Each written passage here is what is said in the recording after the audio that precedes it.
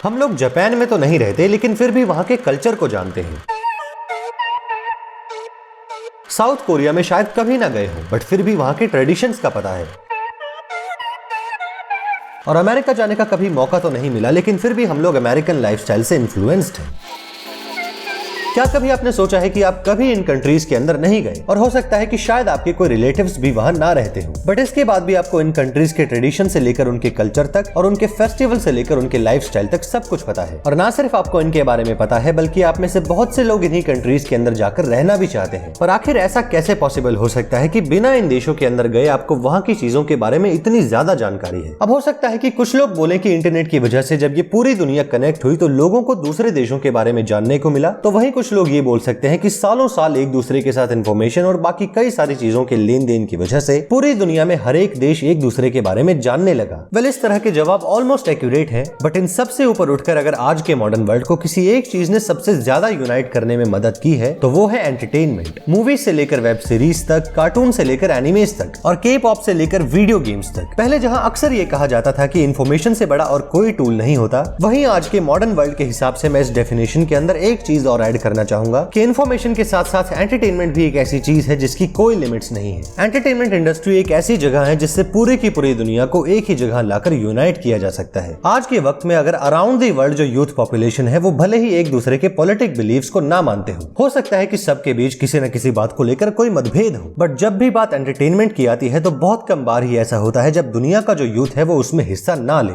Restore the Snyder cut जैसे hashtags चलाकर किसी एक स्टूडियो के वेयर हाउस में पड़ी मूवीज को रिलीज कराने से लेकर गोकू वर्सेस जिरेन की फाइट को वर्ल्ड लेवल पर एंजॉय करने तक और एवेंजर्स एंड गेम को दुनिया की सबसे हाई बजट मूवी बनाने से लेकर के पॉप के डाई हार्ड फैंस तक, आज के मॉडर्न वर्ल्ड में यूथ पॉपुलेशन को यूनाइट करने के लिए एंटरटेनमेंट से बड़ा और कोई सोर्स नहीं है। बट अगर यूनिटी के साथ साथ रियलिटी की भी बात करें तो एंटरटेनमेंट आज सिर्फ एक मन बहलाने वाले मीडियम से बहुत ऊपर उठ चुका है। जहां कुछ देश इसे अपने खुद के कल्चर्स को पूरी दुनिया में पॉपुलर बनाने के लिए यूज कर रहे हैं, तो वहीं कोई देश इसका यूज बहुत ही बड़े लेवल पर पैसा बनाने और अपने विचारों को सामने रखने के लिए कर रहा है। और इसीलिए चलिए पता लगाते हैं कि एंटरटेनमेंट एज अ सोर्स किस तरह से किसी भी एक देश को बहुत ही ज्यादा अमीर और बहुत ही ज्यादा पॉपुलर बना सकता है। अब देखो, ये बात तो सच है कि किसी भी देश की एंटरटेनमेंट इंडस्ट्री में पैसा तो बहुत है, चाहे बात एनिमे जैसे एनिमेटेड शोज की हो या फिर किसी भी वेब सीरीज की हो। किसी भी हाई क्वालिटी एंटरटेनमेंट प्रोडक्ट को बनाने के लिए एक बहुत बड़ा अमाउंट स्पेंड किया जाता है, और जब इतने सारे पैसे और इतने सारे रिसोर्सेज उन्हें बनाने में लगते हैं, देन ऑफ कोर्स उन्हें बनाने वाले उससे कोई रिटर्न भी कमाना चाहेंगे। बट ये रिटर्न असल में मैक्सिमम टू मैक्सिमम कितना हो सकता है? 1 लाख, 10 लाख, 10 करोड़ या फिर उससे भी ज्यादा? वेल, इंडिविजुअली तो नहीं, लेकिन अगर पूरी की पूरी कंट्री के सभी entertainment sectors like publishing, movies, intellectual properties like music, shows और इन्हीं तरह की दूसरी चीजों को उठाएं, देन दिमाग हिला देने वाले नंबर सामने आते हैं। According to a website called Statista, 2019 में जो जापानीज एंटरटेनमेंट इंडस्ट्री है उसने लगभग 1.2 ट्रिलियन येन सिर्फ ओवरसीज सेल से बनाए हैं। और अगर आप जापान के नंबर्स को देखकर हिल गए हैं, देन एक बार जरा साउथ कोरिया और अमेरिका को भी देख लीजिए। 2019 में ही जहां साउथ कोरियन एंटरटेनमेंट इंडस्ट्री ने 2.9 ट्रिलियन साउथ कोरियन वॉन्स का बिजनेस किया, तो वहीं American film and entertainment sector ने 35.3 बिलियन यूएस डॉलर का रेवेन्यू चार्ट हिट किया। और इन सब के बीच हमारा इंडिया भी कहीं दूर नहीं है।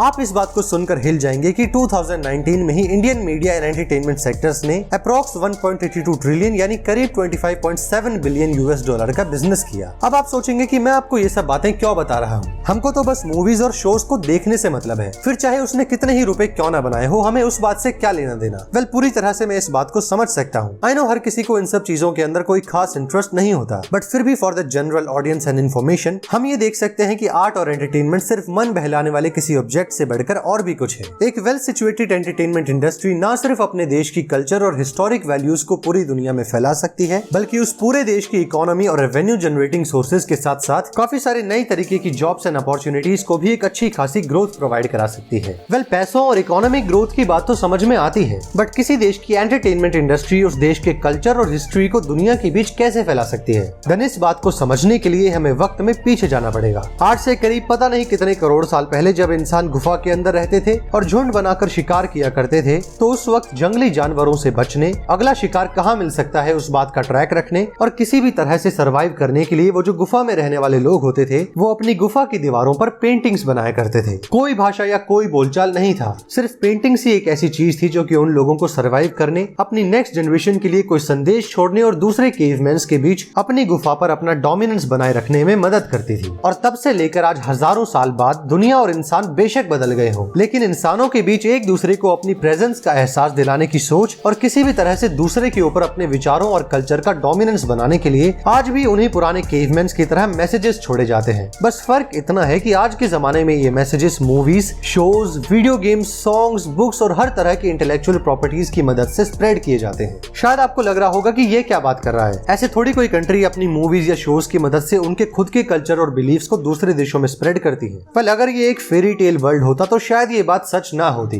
बट हमारी ये रियल दुनिया असल में बहुत ही ज्यादा कॉम्प्लेक्स है। सच्चाई यही है कि आज की दुनिया में इंफॉर्मेशन और लोगों के बीच उसका इन्फ्लुएंस ही सबसे बड़ा टूल है, या फिर मैं ऐसा कहूँ कि ये सबसे बड़ा हथियार है। जापान ना जाकर भी वहाँ की भाषा और कल्चर में इंटरेस्टेड होना, साउथ कोरिया कभी नहीं गए लेकिन फिर भी उनके लाइफस्टाइल से इन्फ्लुएंस्ड होना, और अमेरिका को सिर्फ मूवीज में देखा है लेकिन फिर भी अमेरिकन मेंटालिटी को पसंद करना, ये सब चीजें कहीं ना कहीं इस बात का प्रूफ है कि मूवी से लेकर शोज तक और सॉन्ग से लेकर बुक्स तक हर एक इंटेलेक्चुअल प्रॉपर्टी अपने अपने ओरिजिन देशों के कल्चर को काफी एक्सटेंड तक स्प्रेड करते हैं। अब देखिए, मेरी ये बातें सुनकर आपको कोई कॉन्स्पिरेसी वीडियो वाली फील आ रही होगी। That's why let me clear a few things out. ये सब बातें बताकर और ये वीडियो बनाकर मैं कोई कॉन्स्पिरेसी या फिर कोई ऐसी बात बताने नहीं आया हूँ कि किसी कंट्री का उनके खुद के एंटरटेनमेंट सेक्टर को यूज करके उनके कल्चर्स को फैलाना कोई गलत बात है। I mean this is one of the many products of globalisation. मैं तो बस आपको इतना बताना चाहता हूँ कि जिन मूवीज या फिर जिन एनिमे शोज को हो सकता है कि आप सिर्फ एंटरटेनमेंट के लिए देखकर उठ जाते हो, ऐसे ही शोज और मूवीज आपको कहीं ना कहीं उनकी ओरिजिन कंट्रीज को लेकर इन्फ्लुएंस्ड और एक्साइट करते हो। एंड बिकॉज आज की दुनिया में इंफॉर्मेशन और उसका इन्फ्लुएंस सबसे ज्यादा पावरफुल चीजों में से एक है, इसलिए मैं कभी कभी ये सोचता हूँ कि अगर दुनिया में कोई वेपन्स नहीं होते और सिर्फ सोच और विचारों की बात होती, तो ऐसे में अमेरिका, साउथ कोरिया और जापान जैसे देश ऑलरेडी इस दुनिया को रूल कर रहे होते। अब मेरा मतलब ये नहीं है कि ये सब बातें सच हैं, बट अगेन सोचा तो बहुत कुछ जा सकता है। लेकिन फिर भी अगर आज की वर्ल्ड वाइड यूथ पॉपुलेशन की बात करें, देन इस बात से भी इनकार नहीं किया जा सकता कि यूथ के बीच जापानीज एनिमे, साउथ कोरियन के पॉप और अमेरिकन हॉलीवुड का जो क्रेज एंड इन्फ्लुएंस है, वो किसी भी मायनों में कोई कोइंसिडेंस नहीं है। हर एक कंट्री इस बात पे बढ़ावा देती है कि जितना ज्यादा हो सके वो अपने खुद के कल्चर्स को जितना ज्यादा हो सके सजा ढजाकर और बिल्कुल ही एक शाइनी लुक देकर दुनिया के सामने रखे, क्योंकि सेल्स का एक बहुत ही पुराना प्रिंसिपल है और वो ये है कि डल चीजों को कोई भी खरीदता नहीं। इसीलिए जितने भी ये देश एंटरटेनमेंट इंडस्ट्री के मेगा हाउसेस हैं, उनकी कहीं ना कहीं ये कोशिश जरूर रहती है कि वो अपने देश से बाहर के लोगों को उनकी कंट्री के कल्चर्स और बिलीव्स की तरफ अट्रैक्ट करें। और किसी मैग्नेट की तरह जितनी ज्यादा अच्छी तरह से आप अपने कल्चर्स को किसी शो या मूवी के जरिए रिप्रेजेंट करेंगे, उसे देखकर उतने ही ज्यादा लोग अट्रैक्ट होंगे, और जितने ज्यादा लोग उतने ज्यादा पैसे, और जितने ज्यादा पैसे यानी उतनी ज्यादा इकोनॉमिक एंड कल्चरल ग्रोथ। और आप इस बात को मानेंगे नहीं, लेकिन सिर्फ मूवीज और टीवी शोज की वजह से उन्हें बनाने वाली कंट्रीज का सिर्फ कल्चर स्प्रेड नहीं होता, बल्कि वर्ल्ड वाइड लोगों के बीच उस कंट्री की पॉपुलैरिटी भी बहुत बढ़ती है, जिसकी वजह से दुनिया की अलग अलग जगहों से लोग उन कंट्रीज में सिर्फ इसीलिए घूमने जाते हैं क्योंकि उन्होंने उस कंट्री की मूवी या कोई टीवी शो देखा है। और पता है, जापान इस बात का सबसे बड़ा एग्जाम्पल है, क्योंकि सिर्फ एनिमे शोज के देखने के बाद ही बहुत से लोग जापान घूमने जाने के प्लान से लेकर वहाँ रहने और सेटल होने के प्लान्स तक बना लेते हैं। और इसी तरह अमेरिका का Los Angeles and Las Vegas movies and pop culture से मिली पॉपुलैरिटी के एक सबसे परफेक्ट एग्जाम्पल है। तो देखा कैसे सिर्फ मूवी या कोई टीवी शो एक सिंपल एंटरटेनमेंट का सोर्स होने से बढ़कर भी कितना कुछ हो सकता है। मैं फिर से कहना चाहूंगा कि एक वेल सिचुएटेड एंटरटेनमेंट इंडस्ट्री ना सिर्फ एक देश के लिए बहुत ही ज्यादा जॉब अपॉर्चुनिटीज को क्रिएट कर सकती है, बल्कि पूरी दुनिया के बीच उसे बहुत ही ज्यादा पॉपुलर और उसकी इकोनॉमिक ग्रोथ को एक अच्छा खासा सपोर्ट भी प्रोवाइड करा सकती है। और हो सकता है कि आपको लग रहा हो कि भाई जापान के पास तो एनिमे है, साउथ कोरिया के पास के पॉप और के ड्रामा, और अमेरिका के पास हॉलीवुड, तो इनकी पॉपुलैरिटी और इनके कल्चर्स तो बहुत अच्छे से स्प्रेड हो सकते हैं। बट इन सब के बीच आखिर हमारे इंडिया का क्या होगा? वेल, मैं आपको याद दिला दूं कि इंडिया के पास भी बॉलीवुड है। मैं समझ सकता हूं कि आप में से बहुत से लोगों को बॉलीवुड और उसके काम करने के तरीके कुछ खास पसंद नहीं है। Even I am not a big Bollywood fan my self. But अगर हमें बॉलीवुड पसंद नहीं भी है तो इसका मतलब ये तो नहीं हो जाता कि वो पावरफुल नहीं है। दुनिया भर में अगर आज इंडियन एंटरटेनमेंट स्पेस की अगर थोड़ी सी भी कोई इमेज या फिर कोई फैन फॉलोइंग एग्जिस्ट करती है, तो उसका क्रेडिट एक बहुत बड़े लेवल पर कहीं ना कहीं बॉलीवुड को भी जाता है। कई सारी कंट्रीज में बॉलीवुड मूवीज की different but similar story types और उनके कलरफुल डांसेस का क्रेज बहुत ज्यादा है। एज एन इंडियन आर्टिस्ट मैं जानता हूँ कि हमारी कंट्री का जो इंटेलेक्चुअल एंड क्रिएटिव स्टैंडर्ड है वो बॉलीवुड से ऊपर उठकर भी और बहुत जगहों में एग्जिस्ट करता है। बट ये भी एक रियलिटी है कि इस वक्त अगर इंडियन कल्चर्स के बारे में दुनिया में लोगों को कुछ थोड़ा बहुत भी पता चला है, तो उसके पीछे बॉलीवुड मूवीज का एक बहुत बड़ा हाथ रहा है। बट मेरे ख्याल से अब टाइम आ गया है कि हम लोग सिर्फ एक ही तरीके की मूवीज से आगे बढ़कर कुछ नए तरीकों से हमारे देश को एक नई और